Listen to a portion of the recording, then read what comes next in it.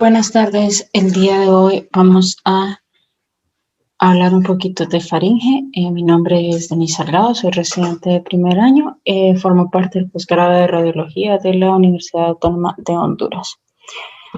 Para comenzar tenemos que recordar que embriológicamente la faringe se deriva, comienza su formación a partir de la cuarta semana proveniente del endodermo, en la cual se forman las hendiduras faringeas. De la primera hendidura sale el conducto auditivo externo, esa que está acá. De la segunda hendidura sale el oído medio, trompa de Eustaquio y la fosa palatina. Y de la tercera hendidura salen los senos piriformes. Cabe también mencionar que entre estas hendiduras se van informando cada uno de los arcos, asimismo como las diferentes bolsas. Es por ello que es muy importante recordar lo que proviene de cada uno de ellos. Sin embargo, nos vamos a enfocar en el tercer a cuarto arco y en la segunda bolsa faríngea. Entonces tenemos que del segundo arco, lo que vamos a tener que se forma es el cartílago de Reichert, en el cual vamos a ver el hueso hyoides, al estribo y la apófisis estiloides. El tercer arco faríngeo sale ya el hueso hyoides y del cuarto arco faríngeo pues van a salir los diferentes cartílagos, como son el tiroides, cricoides, aritinoides, cornicolado de Santorini y cuneiforme. Asimismo, los diferentes músculos, ¿verdad? Por ejemplo, los constrictores de la faringe salen de aquí del cuarto arco. Y cabe mencionar que pues de cada uno de estos arcos, todas las estructuras van a estar inervadas por un nervio en específico. Del segundo arco va a ser el facial, del tercer arco va a ser el glosofaríngeo y del resto va a ser el nervio vago. En cuanto a la bolsa faríngea, pues recordar que del primer arco faríngeo sale la trompa faringopalatina o la trompa de Eustaquio, del segundo arco la amígdala palatina, y pues en cuanto a faringe, esas son las que más van a estar implicadas. Anatómicamente, pues la faringe es una estructura tubular en forma de embudo que mide de 12 a 14 centímetros. Esta se divide en tres partes. La primera es la nasofaringe, que comienza aquí un poquito anterior a la trompa de Eustaquio y cuyo límite inferior es el borde inferior del paladar blando, seguida por la orofaringe, cuyo límite inferior va a ser el hueso hyoides, y por último la laringofaringe o hipofaringe, también conocida como hipofaringe, que va a llegar hasta el borde inferior del músculo cricofaríngeo. Entonces, tenemos que recordar pues los diferentes orificios con los que comunica. Por ejemplo, con la nasofaringe vamos a tener las cuanas, las fauces orales, ¿verdad? Asimismo, la epiglotis, que nos va a dividir en las conexiones que tiene ya la hipofaringe con la tráquea y con el esófago. La forma de esta está adquirida por todos los diferentes músculos que están involucrados en la faringe. Y cabe recordar que también hay ciertas estructuras cartilaginosas. Entonces, algunos de los músculos más implicados tenemos tanto el constrictor medio como inferior, que el inferior va a ser formado por el tirofaringeo y el cricofaringeo. Asimismo, por músculos ya conocidos como los como los infra y los supraioiteos, esto dependiendo de su función en cuanto al hueso hyoides. Ahora, es muy importante tener en cuenta que hay ciertas estructuras que van a resaltar en una radiografía y es pero muy importante conocer su ubicación, ya que estos pueden ser confundidos con cuerpos extraños. Entonces, lo que vamos a ver normalmente en una radiografía lateral cervical va a ser de superior a inferior el paladar blando, la base de la lengua, el borde superior de la epiglotis, el hueso hyoides, cartílago tiroides y el cartílago cricoides. Ahora, uno de los estudios más implicados para la faringe es la flúoroscopía. Entonces, en su lado izquierdo pueden observar una proyección antero-posterior de un trago de bario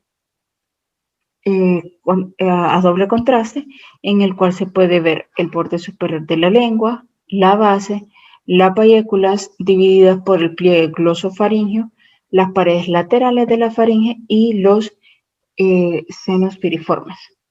En cambio, en la lateral, pues ya estructuras mencionadas previamente, en el cual se puede ver el paladar blando, la lengua, la bayécula siempre, la epiglotis y los senos piriformes. Y pues a esto se le suma que vamos a poder observar la pared posterior de la faringe.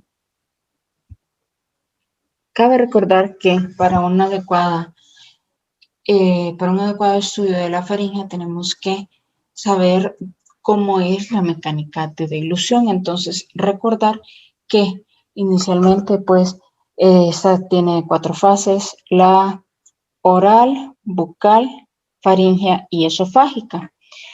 Entonces, la oral se trata en cuanto a el proceso de preparación del bolo alimenticio. Implica tanto la masticación como la salivación, y es en el cual pues el bolo se encuentra en la boca.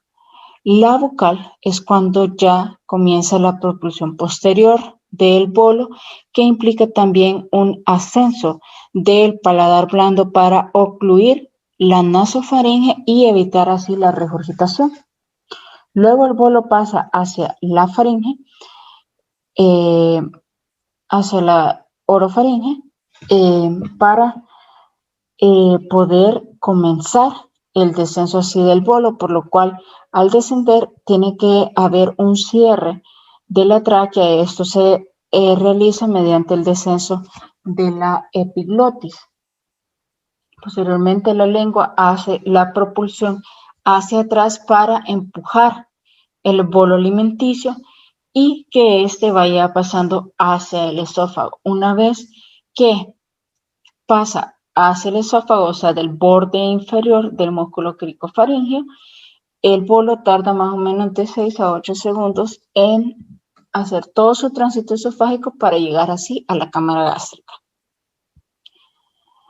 ¿Qué preparación tenemos que solicitarle al paciente para poder hacer un estudio adecuado? Pues que no puede comer ni tomar líquidos después de medianoche del día previo. Tampoco aplicar insulina en el momento previo al estudio. No ingerir antiácidos y disminuir al máximo actividades que estimulen la salivación, como fumar, masticar chicle o comer dulces. ¿Por qué? Porque la adquisición adecuada de la imagen va a depender de la resequedad de la mucosa vocal como de la consistencia del bario, por lo cual se sugiere utilizar bario de alta densidad que se adhiere mucho mejor a la mucosa faríngea que está seca, y el espesor de este tiene que ser similar a un néctar o al pudín. Para trastornos de motilidad y completamente líquido cuando se sospechen de trastornos de la epiglotis. Entonces, las técnicas de exploración, como ya vimos, en rayos X se puede utilizar una proyección apilateral. Fluoroscopía pues nos permite tanto una proyección frontal, lateral u oblicua. Y recordar que las imágenes tienen que ser a doble contraste, por lo cual se utiliza varios 250. Como ya lo mencioné, si es muy líquido, pues no vamos a ver mucho. Si es muy espeso, entonces nos va a dar un aspecto parcheado, ya que va a ser demasiado viscoso y nos puede dar un artefacto similar al moco. En cuanto a la distensión de la faringe, a diferencia de los estudios de esófago y de la cámara gástrica, en la cual se utilizan medios efervescentes para distenderlos, la distensión de la faringe se logra con la fonación, ya sea con la letra E o con la letra o se le puede pedir también al paciente que realice la maniobra de Valsalva modificado, que esa se realice al silbar o al soplar aire, pero con los labios cerrados. Asimismo, la cantidad de contraste administrado pues se refiere que para un mejor estudio tienen que ser bolos normales, de 2 a 5 ml, ya que son más seguros, y tratar de evitar al máximo aquellos bolos exagerados, ya sea de 8 a 10 ml, porque no nos van a dar una adecuada comprensión del manejo que tiene el paciente. Entonces se tiene que ir evaluando el manejo del bolo administrando contraste de una menor a una mayor cantidad. También se menciona que no se recomienda administrar el medio de contraste con pajilla, especialmente cuando hay un mal manejo del bolo oral, ya que este puede provocar aspiración y en caso de que haya aspiración del mismo, pues ahí mismo se tiene que descontinuar el estudio. Ahora, como bien lo mencioné, las principales proyecciones o posiciones en las que vamos a colocar al paciente va a ser en AP erecto o en AP lateral y en proyecciones también oblicuas cuando hay alguna de las estructuras que queramos evaluar que no haya sido visualizada adecuadamente en la proyección lateral. Hablando ya específicamente de las patologías, tenemos la primera que va a ser las bolsas faríngeas laterales. Estas son bastante frecuentes y la frecuencia aumenta con la edad. Se definen como lesiones saculares de forma bilaterales que van a ser transitorias. ¿Por qué transitorias? Porque estas van a desaparecer una vez que el bolo ya haya sido deglutido. Van a protruir por aquellas áreas que no tengan un soporte muscular adecuado, por lo general cerca de la membrana tiroidea. La gran mayoría de los pacientes tiende a ser asintomáticos y solamente el 5% va a presentar síntomas como disfagia o regurgitación. Entonces, en esta imagen podemos observar cómo hay dos proyecciones saculares bilaterales llenas de contraste en hipofaringe que van a estar debajo del hueso hioides pero sobre el cartílago tiroideo. Estas tienden a confundirse con los divertículos faríngeos laterales, que van a ser lesiones saculares persistentes que conectan con hipofaringe, a diferencia de las previas, ¿verdad?, que eran transitorias. Se dan más en aquellos pacientes que tienen aumento de la presión intrafaríngea, por ejemplo, aquellos músicos que se dedican a tocar instrumentos de viento o los sopladores de vidrio. Los síntomas que van a presentar: disfagia, regurgitación de comida no digerida o una masa no dolorosa en cuello. Y a diferencia del previo, este tiende a ser unilateral, tal como podemos ver en esta imagen, como una proyección sacular que tiene un nivel por así decirlo, hidroaéreo debido a su leve almacenamiento de bario, en este caso, y que una vez que pasa el bolo, pues va a persistir ahí. Otra patología bastante frecuente va a ser la del quiste branquial, que esta se debe a persistencia ya sea de las bolsas o de las hendiduras branquiales. En general se dice que la más afectada es la segunda bolsa branquial, que se da más frecuente en aquella población de 10 a 40 años y consiste en una masa indolora fluctuante, usualmente en cuello anterior, que tiene la característica que se ubica anterior al músculo esternocleidomastoideo. Son menos frecuentes que los quistes del conducto tiroidoso, de los cuales vamos a hablar un poquito más adelante. Y podemos ver, por ejemplo, en esta imagen, como se ve una imagen redondeada anterior al músculo esternocleidomastoideo. Ahora, este también se puede estudiar por ultrasonido, en el cual se va a ver una lesión bien circunscrita de ecogenicidad disminuida en relación a pues, su tejido el tejido circundante. Va a estar anterior al músculo esternocleidomastoideo y pues en este caso tiene un conducto cuyo vértice se acerca a la piel, sin embargo no la rompe. Es avascular a la aplicación del Doppler color y tiene su refuerzo acústico posterior. Todo esto que concuerda con las imágenes quísticas. Ahora, también puede ser estudiado mediante fluoroscopía, en la cual pues podemos observar una imagen oblicua que en un estudio de deglución forzado se ve esta imagen quística un poquito más radiolúcida en relación a los tejidos circundantes, que no conecta con la faringe. Pueden ver que a pesar de múltiples intentos, pues en este paciente no hubo paso en medio de contraste hacia este quiste. Dentro de los diagnósticos diferenciales de este, pues los más frecuentes son los quistes tiroidosos, nódulos o quistes tiroideos, metástasis, adenitis infecciosa, lesiones vasculares, malformaciones linfáticas, entre otros. Ahora, como característica que bastante define a estos es que estos quistes de la hendidura branquial tienden a estar alejados de la línea media, a diferencia del quiste tiroidoso, que tiene como característica principal que se encuentran en línea media o por lo menos a 2 centímetros de esta. Son el tipo más común de quistes congénitos en el cuello, se presentan típicamente durante la infancia, casi el 90% antes de los 10 años, y representan el 70% de todas las anomalías congénitas de cuello, y solamente vienen estadísticamente después de una masa cervical causada por linfadenopatía. Entonces diríamos que son bastante frecuentes. Su localización va a variar según su ubicación en relación al hueso yoides, por lo tanto pueden ser suprayoideos a nivel de hueso yoides o infrayoideos, siendo lo más común los infrayoideos, y su método de estudio inicial va a ser el ultrasonido. Casi todos estos se localizan dentro de los 2 centímetros de la línea media como regla general. Tienden a caracterizarse porque son una masa indolora en cuello anterior, y en caso de que esta esté afectada, pues entonces va a presentar cambios inflamatorios. Puede moverse con la deglución y clásicamente se eleva con la protuberancia de la lengua. Ecográficamente se va a ver pues como una imagen quística, ovoidea, de contenido anecogénico, a menos de que haya infección. En ese caso sí hay ecos en su interior. Los bordes tienden a ser lisos, bien definidos, delgados, a menos de que sean infectados. En ese caso los bordes son gruesos, con refuerzo acústico posterior y avasculares a la aplicación del Doppler color.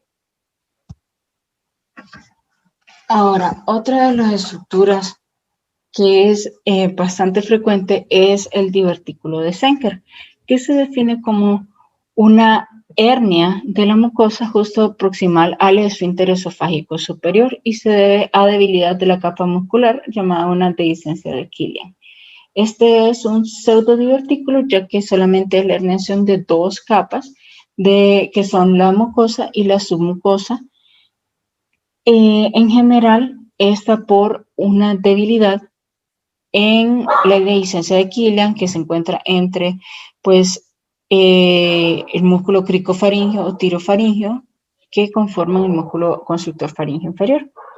Más del 50% de los pacientes se encuentran en una edad mayor a los 60 o 80 años y rara vez se ve en personas menores de 40 años. Esta va a producir esta imagen como sacular en cuello que puede atrapar alimentos, y la distensión de este puede llegar a comprimir el esófago cervical. Es por ello que se va a manifestar como una sensación de globo, disfagia, halitosis, regurgitación de alimentos no digeridos, tos crónica, infección, y puede llevar a complicaciones severas como neumonía por aspiración, a largo plazo pérdida de peso. Y pues, ¿cómo lo vamos a ver? Pues mediante fluoroscopía esto se va a ver como una imagen sacular que a la deglución de bario pues permite este contenido como una bolsa de imagen sacular que comprime el esófago, que persiste tras la deglución. Va a ser identificada o observada mejor en una vista lateral y usualmente se encuentra sobre el nivel C5, C6, que es cuando ya comienza el esfínter esofágico superior. Se dice que el 90% de estos pacientes están bastante relacionados con la presencia de una hernia hiatal y reflujo gastroesofágico, por lo cual es necesario valorar también el esófago distal al momento de realizar este estudio. Y pues aquí el mismo divertículo de Zenker en una proyección anteroposterior en la cual se puede ver esta imagen saccular con un nivel hidroaéreo que persiste tras el paso del bolo alimenticio hacia la porción ya hacia el esófago y que pues al realizar una proyección lateral vamos a confirmar que se encuentra en la pared posterior de la faringe. Esta frecuentemente se confunde con el divertículo de Killian-Jamison, pero este divertículo pues en relación al divertículo de Zenker tiende a ser menos frecuente. Son mucho más pequeños que el divertículo de Zenker, usualmente tienen un tamaño menor de 2 centímetros y tienden a ser asintomáticos. A diferencia del anterior, es una debilidad del esófago cervical, por lo cual lo vamos a ver debajo del músculo cricofaríngeo, que si bien recordamos es el borde inferior de la faringe, de la hipofaringe. Y con menor frecuencia estas tienden a ser bilaterales. En una faringoesofagografía, en un estudio de fluoroscopía, al utilizar medio de contraste, en este caso bario, se puede ver como una imagen saccular redondeada de bordes bien definidos debajo del nivel del músculo cricofaríngeo, con un llenado tardío tras la dilución y la cual se vacía después de la misma. Una de las causas más frecuentes de realización de estudios fluoroscópicos va a ser la sospecha de un cuerpo extraño. La ubicación más frecuente de esto va a ser la unión cricofaringea y esófago, pues por la misma ubicación o disminución de la luz de estos. Usualmente no es necesario realizar estudios de fluoroscopía, ya que hasta el 73% de los cuerpos extraños se pueden identificar mediante una radiografía lateral. Y en caso de que el cuerpo extraño se encuentre en la orofaringe, pues se puede realizar una laringoscopía. Entonces, en este caso tenemos una imagen de una radiografía lateral de una mujer de 83 años que se presenta con odinofagia después de comer pollo. Al realizar la radiografía, pues se puede observar un cuerpo extraño radiopaco anterior a los cuerpos vertebrales de C5 y C6. Entonces aquí ya se sabe que se encuentra a nivel esofágico, justo en el esófago proximal distal al esfínter esofágico superior. Aquí tenemos otra imagen también de otro cuerpo extraño radio opaco. En este caso se confirma al realizar una radiografía lateral, también podemos ver que ya está en niveles inferiores, niveles cervicales inferiores, ya casi que 6-7T1, ya a nivel esofágico, y en este caso se trataba de una persona que había ingerido una ostra. Ok, hablando ya de carcinoma, recordemos que el carcinoma escamoso de faringe pues representa hasta el 70% de las lesiones malignas tanto de oro como de hipofaringe. Se clasifica en dos tipos, ya exofítico o infiltrativo ulcerativo, o sea que afecta la luz o se hace úlceras hacia la luz.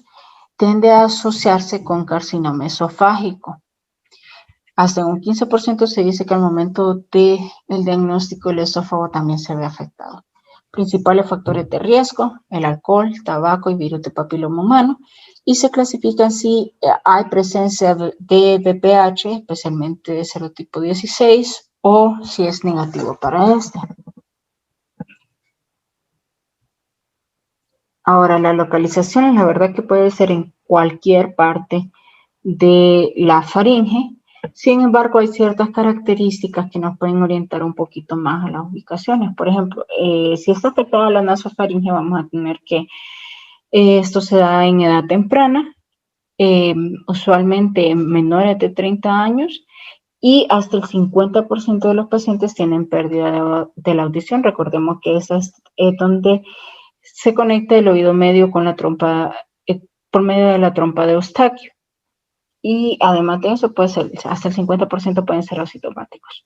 En cuanto a las amígdalas, es el tumor más frecuente de faringe palatina, de su ubicación más frecuente. Y recordar que en los senos piriformes, al ser diagnosticada aquí, hay que buscar metástasis porque es la ubicación que metastatiza más rápido. La presentación clínica tiende a ser inespecífica, odinofagia, disfagia, disfonía y la masa cervical. Al realizar estudios radiológicos, esta se puede manifestar como masa intraluminal, que causa estas líneas con vario que protruyen. Además pueden hacer aumento de la opacidad o defectos de llenado en caso de ser ulcerativo. Se ve irregularidad de la mucosa, que pueden generar colecciones anormales de bario, una textura granular o nodular. Hay pérdida de la movilidad y distensibilidad. Esto debido a la infiltración de las estructuras adyacentes. Aquí tenemos otra imagen en la cual se puede ver los senos piriformes, en la cual apenas se ven las muescas de las proyecciones debido a las lesiones exofíticas de un tumor a este nivel.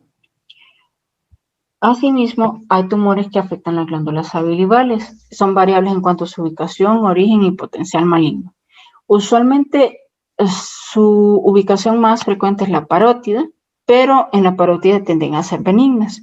En las glándulas submandibulares hay 50-50 probabilidad de que sean malignas y en las sublinguales o las accesorias en su gran mayoría son malignas. Como bien lo mencioné, parótidas son el lugar más frecuente, las glándulas salivales le siguen en frecuencia y por último las glándulas submandibulares. Realmente que los subtipos de estas se pueden dividir en benignos y en malignos, y los benignos a su vez en epiteliales y no epiteliales, donde el adenoma pleomórfico es el tipo más común, hasta el 50%, y usualmente se ve afectado la parótida, pero no es excluyente de este. Y lo sigue el tumor de Warthin, que se da más en pacientes mayores, varones, y se afecta de forma bilateral hasta en un 10-15%. También los subtipos malignos pueden ser, por ejemplo, el más frecuente es el carcinoma mucoepidermoide, y pues que cabe mencionar que las metástasis tienden a ser hacia ganglios linfáticos intraparotídeos y se da los cánceres que más metastatizan hasta esa zona. Van a ser el carcinoma cutáneo de células escamosas, melanoma maligno, seminoma testicular, aunque este tiende a ser un poquito más raro. En cuanto tenemos aquí una imagen pues de un caso, un varón de 60 años que se presenta con una masa submandibular derecha que tiene más de un año de evolución y recientemente se ha vuelto dolorosa. Ecográficamente pues se demuestra una lesión de las glándulas submandibulares de forma bilateral, predominio derecho. Son lesiones bien definidas, hipoecoicas, sin calcificaciones, con bordes bien definidos, sin áreas de necrosis franca, y no se observa diseminación capsular adicional.